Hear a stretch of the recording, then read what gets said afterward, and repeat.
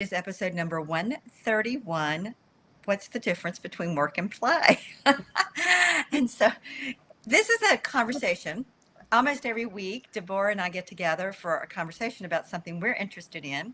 And hopefully, we're on a platform, if you're watching live, where you could put in a comment and we would see it because we love to include you all in the conversation.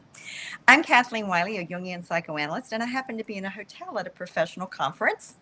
Um, Deborah Henson-Conant is a harpist, composer, mentor, uh, entertainer. We do both play the harp, although mine is in the hotel room, and that's why we call this Jung at Harp. So, do you want to start with talking about work and play? Sure. So what happens, everybody, before we get on the call, we meet at around 9 a.m. and then we just start talking and talking and talking about what we've been thinking about. And then we get to a point where we're like, oh, let's talk about that. Let's go jump on and talk about that. And it's usually something that, well, it's almost always something that we don't know the answer to. So this is a conversation, and it comes in part out of something that as a kid, I just thought was fascinating when two people who know a lot of stuff talk about something they don't know about in an inquiry, exploring it, something new comes out of it that we weren't expecting. And I just love that experience of conversation. And so we were thinking, like, what is the difference? Because, okay, maybe I'm a workaholic. I'm not in that 12-step program, but, I do love my work, and it's also maddening sometimes. And I made my work out of what I loved to do as a kid. But when I was in Salzburg earlier this month, and I was talking to the conductor, we were talking about all the projects we love to do, and yet how much we don't like the completion process, where you have to just like tie everything up and make sure blah, blah, blah, blah, blah, blah. And so, it's made me start thinking about what is play and what is work, and why does some work feel like work, and why does some work feel like play, and what is the difference for you? I'm aware that the part of the difference for me is just the difference I feel in my body when I use the word work or I use the word play. Work, I automatically start to tighten and feel like there's a set protocol I have to go into, that there's something about efficiency and productivity and staying on track that work entails. Whereas with play, I feel like it's more relaxed, it's more spontaneous, it's more of a discovery process. It's almost like work feels to me like a linear process, and play feels more like a circular spiral process, and expanding out. And so, we got to this topic because you were talking about how as a child, your All right. people were always, they would give you things and they would say, this is how it works, now go play with it, whether it was Legos or Lincoln Logs or the piano or whatever. And you could play with it, you couldn't destroy it. That was like the only guideline, right? But But you had, nobody actually ever said don't destroy it. yeah, yeah. And but they were very busy, and that was the way. And I was there, and they had to take care of me. So it was always like, just give her something, show her how it works, and then let her go and do what she's going to do with it. Yeah, yeah. And And, we were talking about it in the context of having done the 5-day Harp Improv Challenge, where I've been so taken by this idea that I sort of gave a structure or a pathway for people. And what happened out of that is it was just really kind of amazing to me to see that I taught this little tiny thing, but what came out it was almost as if there was blocks. And I mean, people said this, there were blocks that got taken away. mm-hmm. And then people's creativity came through, the natural creativity and technical ability that they've been developing for years suddenly had sort of a circuit to go through. Mm-hmm. Mm-hmm. And then we were talking about blocks. I mean, there were so many things that led, and then what we came to was the idea of what I gave people was a very small thing to learn, and then to go play with it. And the learning all happened in that time of play. Right, right, right. And the play again, it's like you gave an object, the snippet, Right, the right. hand position, the chord progression. Right. And then people had that space to explore it, to see what it felt like, Right. to experience it. And I think that to me again is kind of built into play, that when you're playing, you're really experiencing something. Whereas sometimes with work, we go into one dimension of ourself to Hmm. just do this task the way it should be done, Right. Or have to do it often the way right. it should be done. Now, I think the best and probably most creative work happens when there is play involved. I don't think they're necessarily mutually exclusive, but I think if we're trying to tease out the differences first, then I think it has something to do with a more closed system or a more open system. And that play, as we're talking about creative play, is a more open system. And I'm thinking as you're saying that, I'm thinking about the toys that I liked and didn't like as a mm, child. And I'm thinking that all the toys in which there was more stuff had been designed into it, like dolls or anything where there was stuff designed into it, mm, that was not as fun as like, here's a block and here's some wood to play with, or something you can go play with this stuff. Like when especially when my grandparents would be like, okay, there's a cupboard that has stuff in it, go play with that stuff. I love that. What a beautiful image. Yeah, as you were saying that, I'm aware, it came into my mind. If we were sports people, I'm not a sports person. If we were sports people, the word play would also have a very different meaning, wouldn't it? Right, there would be So competition, there would be, yeah, right. it would be a very different conversation talking about what play means, what play feels like.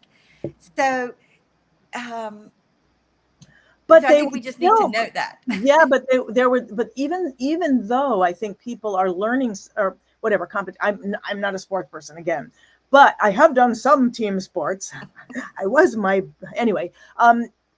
Yet still they are learning as they play together and learning from each other. And certainly when you play jazz, I remember sitting down with people. I mean, it doesn't take long to remember because it's like every time I sit down to play with people, they will pull me towards whatever it is they're playing. Like if someone doesn't have a strong sense of rhythm, I'm kind of pulled off. But if someone does have a strong sense of rhythm, I'm pulled into new things. And there are people I would play with where I'd sit down and I'd be like, I am an amazing player. But it really has to do with them and how we're listening to each other.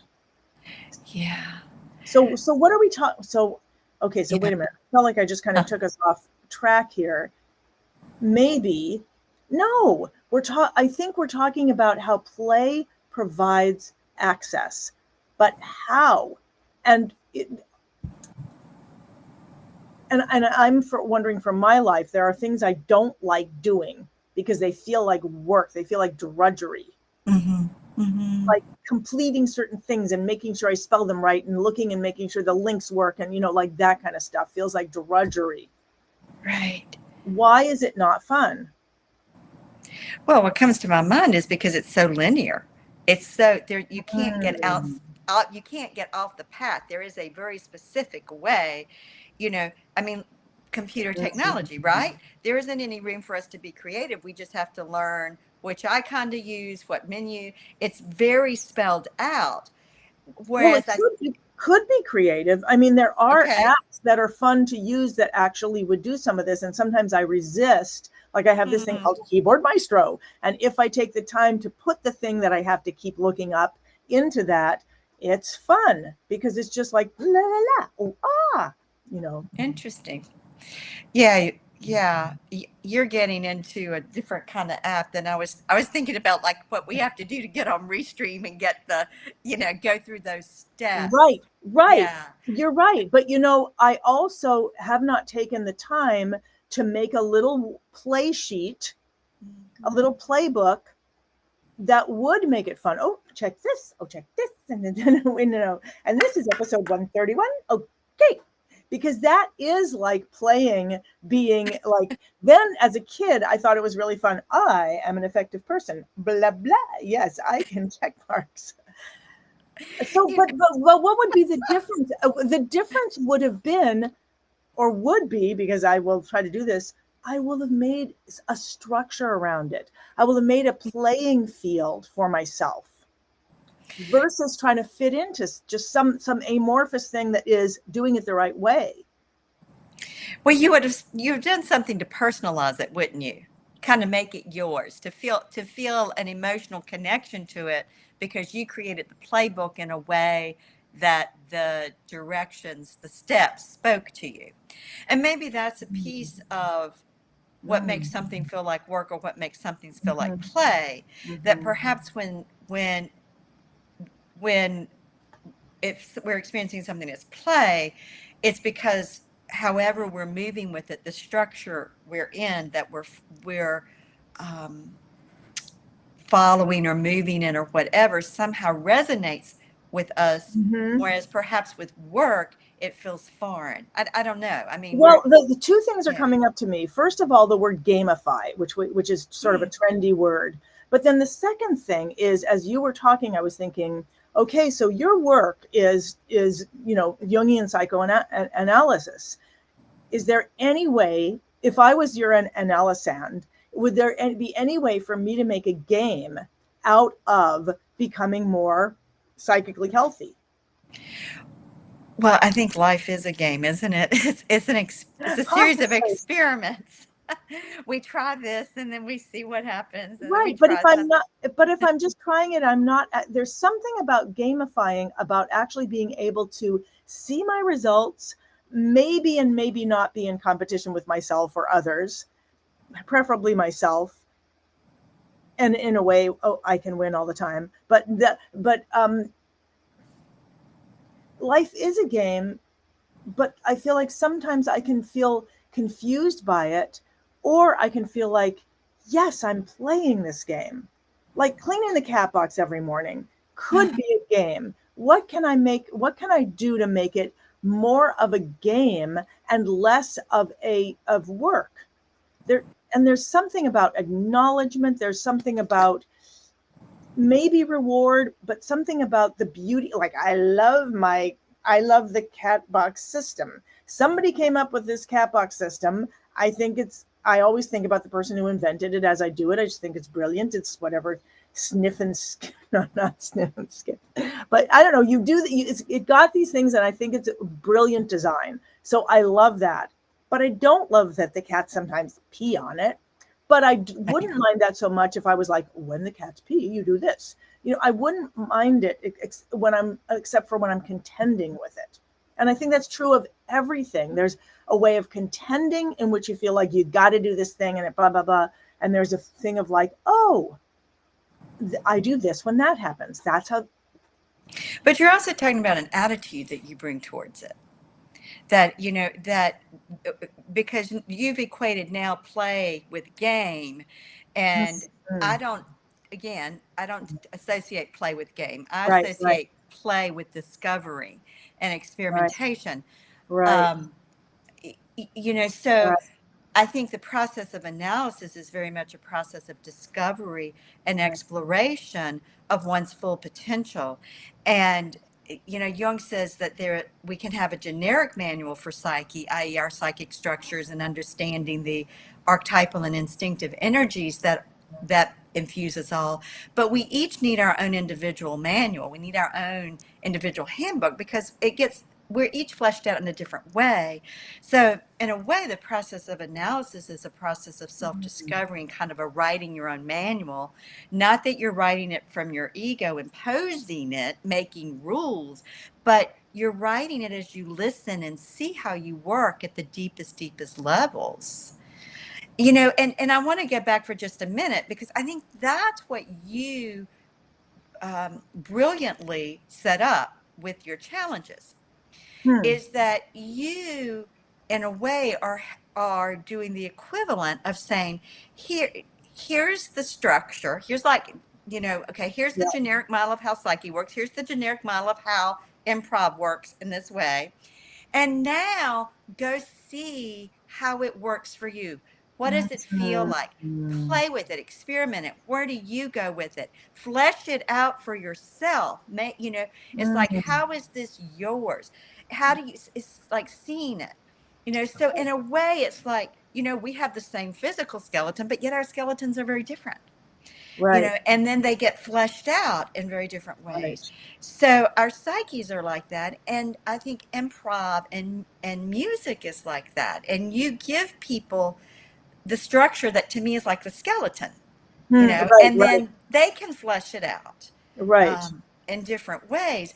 And I think there's a quality of play about that, whereas work or game implies there's a certain way we're supposed to do it. Right. So that's really interesting. So as you were talking and as we, you said, well, you're talking about game and I'm talking about play.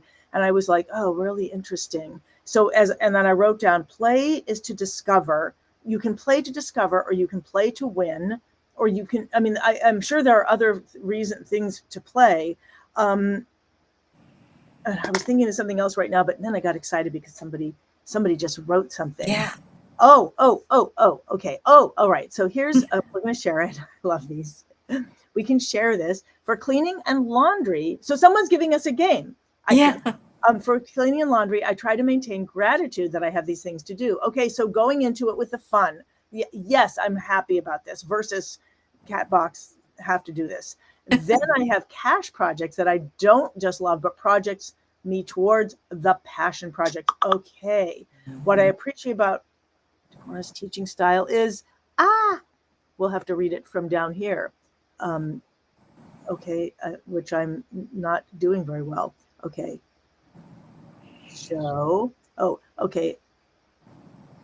Then I have a cash project that I don't just love, but project me towards the passion projects. What I appreciate about Deborah's teaching style is that it is set up for folks to be successful and creative from the inside. Yes. Right. So you get to be successful right from the beginning. Yes. Because it's something very simple. Yes. But that simple thing, and I think again, this is how I was taught as a child.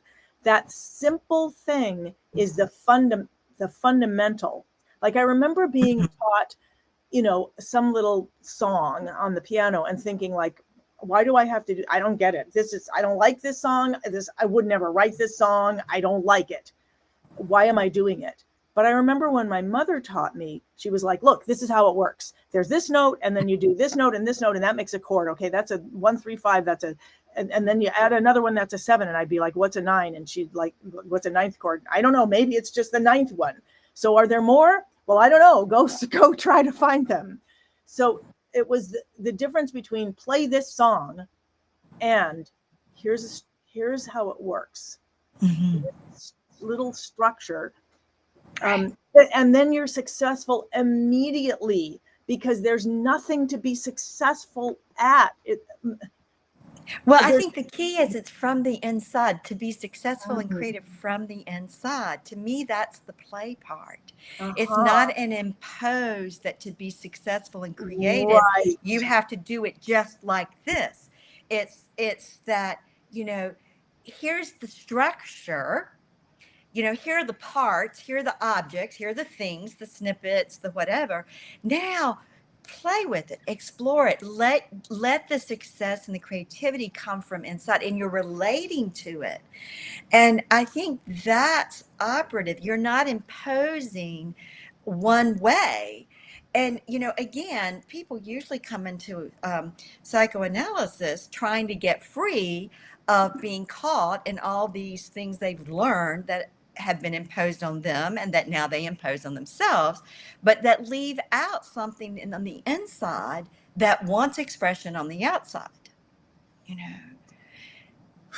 Yeah, and I just got, I've been struggling time tracking for months, years, and I just got an idea of how to get into it from what Jocelyn said.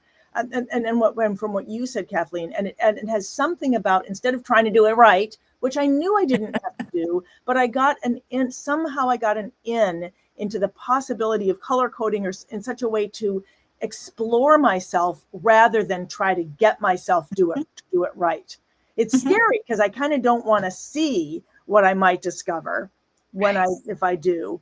But I kind of saw a vision of that. Right. And Jocelyn said, you give us the foundation for freedom. you always just say, try, see what happens.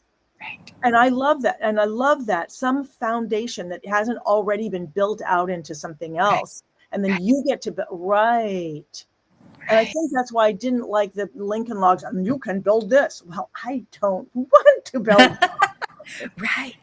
Right. But I think that's key. It's like you give someone materials to see again and let them build their own vision, or you give them a vision and the materials to go toward that vision.